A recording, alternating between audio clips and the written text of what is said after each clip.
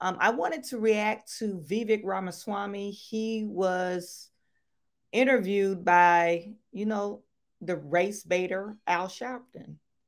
And he was questioned about his experience. And actually, Al Sharpton pulled up an old interview of Vivek, was able to question Al Sharpton about his experience and why people should elect him as president. This is when Al Sharpton was running for president. And Al Sharpton asked the same question of Vivek. Is 2024 presidential candidate Vivek Ramaswamy? First of all, thank you for being here and engaging us in this conversation.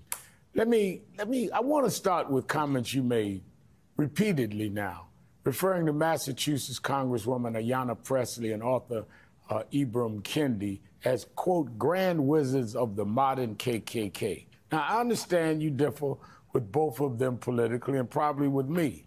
But as a graduate of Harvard and Yale universities, I believe you must be aware the Ku Klux Klan is not a political party. It's a terrorist organization. Historians view the Klan as the driving force behind lynchings of blacks in the American South, more than 4,000 people murdered from 1877 to 1950. And the group is linked to numerous other acts of racial violence continuing through the civil rights movement to the present day. You're running to be the leader of the free world, so your choice of words matter.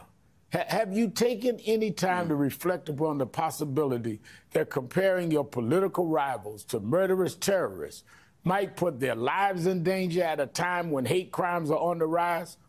Or do you just don't care? So, Reverend Sharpton, I don't look at the world through political parties. Frankly, it's good to see it's been 20 years since we last spoke. And part of the reason that I came to that event 20 years ago with you is that you were a political outsider just like I am in my own party.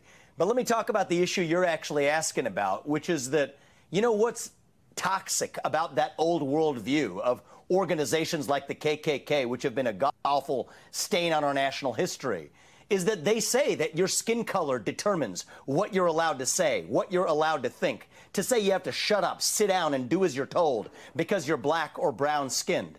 Well, you know what Ayanna Pressley said much more recently is that we don't want any more black faces that don't want to be a black voice. We don't want any more brown faces that don't want to be a brown voice. And so, yes, I do think there are echoes of a historical ugly racism in this country now showing up in new clothing. To say we and don't what I want to lead us to as the next president just a second. is a to united say that we nation do not want where we black don't actually voices, judge each other on the color of our to skin. say that is not going with sheets and burning crosses and lynching people.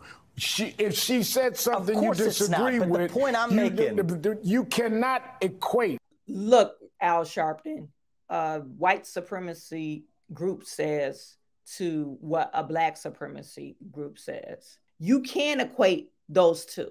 Just because it's on black people, that doesn't mean that's the only racism that exists. Let me repeat that. Just because a white person is saying racist thing towards a black person, that doesn't mean that's the only type of racism.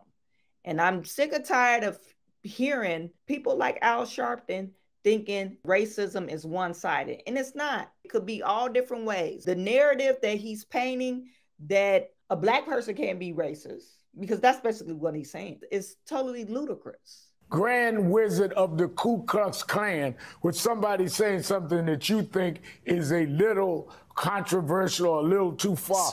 Some of our relatives were terrorized by the Ku Klux Klan. Yeah, okay, Al Sharpton, I give that to you because you're an older gentleman. Maybe you encountered the Ku Klux Klan because you're older. But we're talking about Vivek. Most people that's living in America probably haven't encountered the Ku Klux Klan. Now, if you say they encounter some type of racism, maybe so. I remember back when I was going into kindergarten, got on the bus, and some kid hit me with his book bag and called me the N-word with the ER. Because in Chicago, some places I was at a gifted and talented school, and some places we wasn't around. It wasn't Black people were not prevalent in those type of spaces. So yeah, I remember that very vividly. But do I hold this grudge against white people? No, because that little boy, he was taught that by his parents. That wasn't my only encounter of racism, though. Did I ever encounter somebody like the wearing sheets on their head? No, but I can remember very vividly another incident. We were on Lakeshore Drive at the beach, and one of the white kids said the N-word, but it was four of us, and four of us beat the guy up, and we were kids. So what are we saying here? You're the only one that probably encountered the Ku Klux Klan. That's if you ever had. I really sincerely doubt that he's ever encountered the Ku Klux Klan. But maybe I'm totally misreading. Somebody put in the chat. You today, living today, have you ever encountered the Ku Klux Klan? My dad traveled across the world. He's never encountered the Ku Klux Klan. And he's a world-renowned musician. He's never told me, oh, Chawanne, I couldn't go to certain places because I couldn't play in certain places. Maybe down south, because he's originally from Mississippi. Maybe down south, they couldn't use certain bathrooms because he was born in the 40s. But it didn't stop him. He still traveled the world. So what are we saying here? My grandpa helped build the railroad. He retired from the railroad. So I'm just trying to see what are we saying here? You have your chance is more likely to get a crime is being committed on you by another Black person than the Ku Klux Klan. You already told us the numbers. He said 4,000 people between 1877 and 1950 died by the hands of the Ku Klux Klan. Only 4,000 people. How many people have died by the hands of another Black person?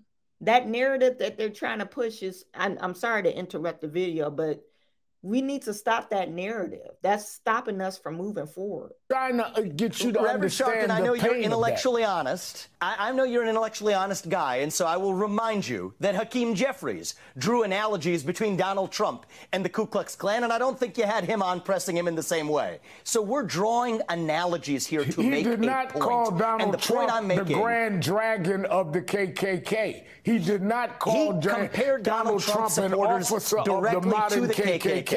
Let's not change what was said.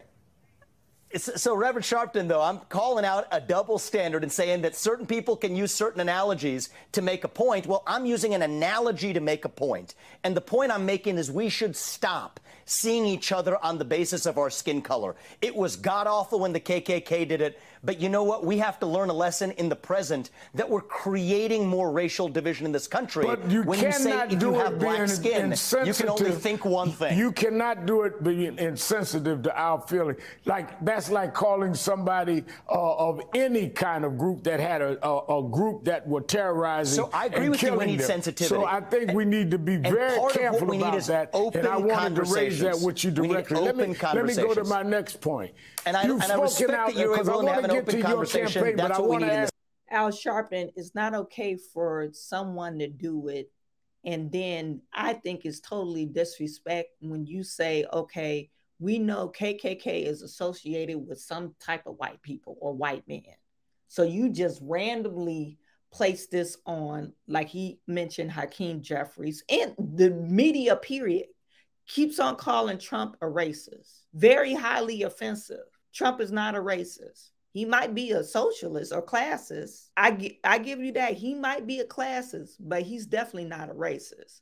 So you're saying that it's okay for you to associate a white person with the KKK, and when somebody reverse it and associate you with, you're doing the same thing and call you out, hey, you're doing the same thing. You're having the same, or you exhibit the same characteristic as what the KKK have done. It's totally wrong just because you're a black person or a minority group. Literally make it that makes sense. It's okay for, and it's like I said, me, if I was a white man and somebody said, oh, you're a racist and you're associated with the KKK or whatever, and if I'm not truly in my heart, I'm not, I would be totally offended and mortified by that. Because now it's so easily for you to paint a white person as a racist. So what's wrong with someone associating you? Hey, you exhibit the same qualities that you're talking about me. They associated Trump. Oh, he does the same thing like Hitler. Hitler did the same thing. You guys go back and look at when Trump was in office, had that authoritarianism, communism. The leader of North Korea or South Korea, they associated him with that guy and Hitler. And if you're not those things, why wouldn't you be offended? But you think because, oh, this guy is so far reached, oh, he doesn't have feelings. He doesn't matter. Ask you a couple of questions. And one thing, you know, if you talked, you mentioned we talked 20 years ago, and I'm going to get to that, but you should have known 20 years ago. You're not going to out-talk me, so let me ask my question. I'll let you talk, then I'll go back to the next Goes both point. ways, yeah. All right. You've spoken out against affirmative action and diversity programs, even though it is a reporting in Axios and elsewhere have produced evidence. Your own former company has been involved in various DEI and ESG initiatives. Your own companies, DEI, diversity. I would hope we can agree that historically many communities of color have not enjoyed the same socio-economic benefits as white Americans. And many of those disparities persist to this day. What specifically would you do as president to address that problem, keeping in mind your own company got diversity business? Yeah, so I want to be very clear about that. After I stepped down as CEO, precisely to speak my mind freely, the company that I founded went the direction of most companies in corporate America. And I disagree with that decision. But you're asking a more important question about what are we going to do to ensure equality of opportunity in this country. You're right. We have been an imperfect nation. I've always said it. But we aspire towards perfection. How do we go that next step? I want to make sure kids aren't trapped in the ghetto of a zip code that they happen to be born in. To the contrary, I think every parent deserves to have the opportunity to send their kids to the best possible school. That's why I favor radical school choice in this country. I think it's a mystery, Reverend Sharpton. The very people who will wax eloquent about systemic racism are also the ones who are opposed to educational mobility. That's why I've said shut down the U.S. Department of Education. Use that $80 billion. Put it in the hands of parents so they can actually send their kids to that best possible school they can. That's the actual civil rights issue of our time. So I stand for solutions. I stand for equality of opportunity. But I reject race-based quota systems. I did not go to Harvard. Look, Al Sharpton, we know you didn't go to Harvard. You don't need to keep on repeating that. But let the man answer his question. Let him finish his thought. Why can't you just do that? You worse than that Tesla and Figaro because you don't agree with them. Excellent, respond to your question, but you don't agree with them, but you're going to cut him off. Let's see where he's going with this. But I know when a question is not answered. I did not ask you about education. I asked you about diversity in business. I asked you about a company you headed getting DEI. How do we deal with here's what I'm against. Wait a minute. Let me ask the question again. How do we deal with the economic disparity? Al Sharpton, I know you're not that slow. Economic disparity happens when a child has no education. That's why we have the economic disparity gap in Black America. Black Americans study 4 hours a week. Your children, Black children. However, if you look at Asian Americans study like 42, 46 hours a week. This is beyond school. And you know where they're at? Their economics are at? They're at the top. Your white counterparts, they study 24 to 26 hours a week. That's why they have more economic wealth. This will solve your problem. Education. That's one of the things that will solve your problem. And stop having a bunch of illegitimate children. That's another, just bring back the family structure. That's another. I don't know if he's going to say that, but that will solve another problem. That would close the wealth gap. Joe BideNomics produced 169,000 jobs this last quarter or whatever, this last month. They're bragging about it. We got 169,000 jobs open every month since Biden's been in office. All these jobs open. Unemployment rate is on the rise. You know, the unemployment rate increase is almost at 4%. You know why that is? Because we have jobs that people can't fill because we lack the education to fill the jobs. These computer jobs, IT jobs, we lack the education. That's why they don't let, you know, if you're close to retiring and you're like an engineer, they'll let you retire, but they'll hire you on as a consultant because they don't have any people to fill these jobs. You want to close the economic wealth gap? Education is the key. Make your kids study, make them read. In businesses. And stop having illegitimate children. These are facts. Don't have illegitimate children. Don't get in trouble with the law. Invest in your education. You'll be 10 times, 20 times richer than a person that didn't do that. Of color and people of color in the economic arena. You ran the school choice, good duck, but wrong show. Deal with the economic. You're a businessman. It's actually related. You know, I know you're smarter than this to know that education leads to economic prosperity. So there's no Band-Aid fix. But after you're educated, we have educated people that can't get contracts. We have educated people that have no problem with being educated that can't get contracts. How do you? You're wrong. He's telling a false narrative. If you are a business owner and you apply for minority business owned certification, you get points off. Like, say, for instance, your bid is 20,000. Everybody come in, bigger companies come in at 15,000. They look to see if you got a certification, you get points off. So you can't actually put a bid in higher because the government would look at your contract. Oh, this is certification. This is a set aside contract for women business owned, minority business owned, VA owned type contract. I know that for a fact. So he's lying on this. Plenty of the people that I work with get in my business consultant company. Plenty of people that I work with, minority business owned, get plenty of contracts from the government. So what is he saying here?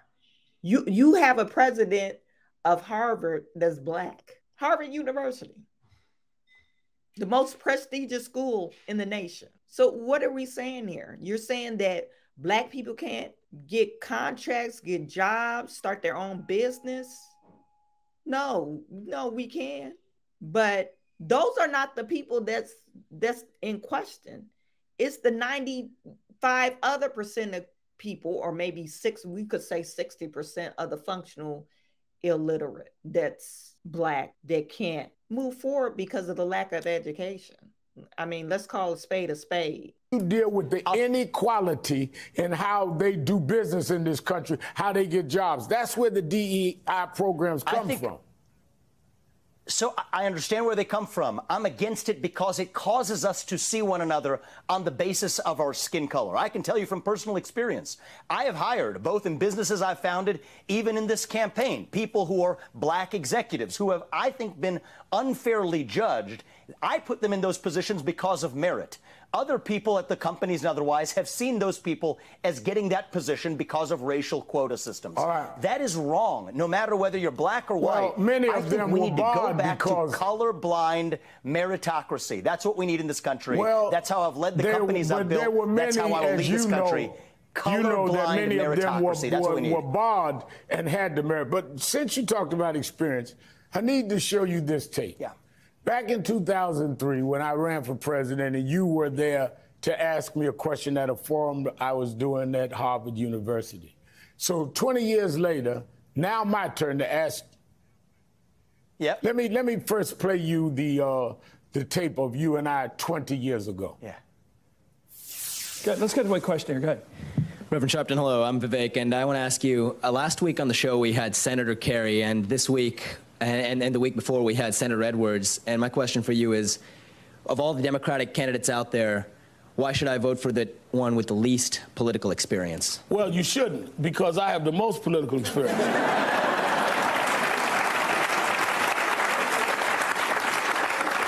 I got involved in the political movement when I was 12 years old. And I've been involved in social policy for the last 30 years. So don't confuse people that have a job with political experience. So 20 years later, now my turn to ask you, of all the Republican candidates out there, why should someone vote for you, the one with the least political experience? And I might add, you've never held office.